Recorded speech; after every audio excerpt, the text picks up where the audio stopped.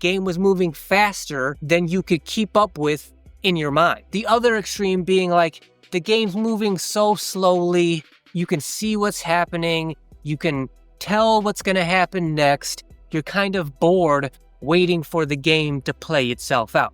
Those are the two extremes when we're talking about evaluating how you perceive the game mentally. The ideal side of spectrum to be on for that is the game's moving slowly, meaning the more the game moves slowly, the more bored you're apt to get waiting for the game to play out. That just means you have such a extreme understanding of the game that it might actually start to become boring for you to wait for the game to play out the way you already know it's going to play out. That's the ideal version of mentally evaluating yourself out here on the court, where you want to be. Stepping back to talking about physically real quick, when I evaluated myself out here from a physical standpoint, there was two conditions. It was one, from a physical standpoint, I was pretty much where I expected myself to be.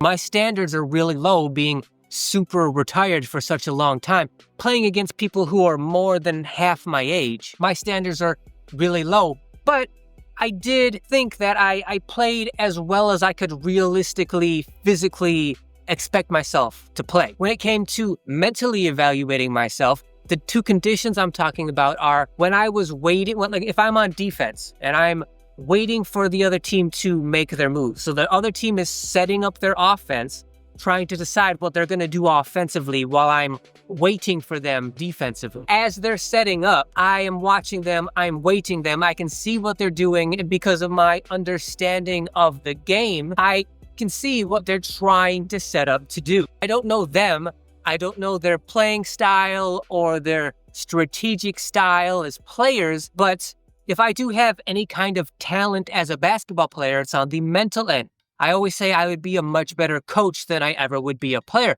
So as they're setting up, I'm just sort of standing in my defensive stance, sort of waiting for them to execute what I already know they're going to execute. But that's not to say anything against them. It's just I am just mentally talented when it comes to understanding the game. That's the first condition. So I'm sort of getting bored from a mental standpoint, waiting for them.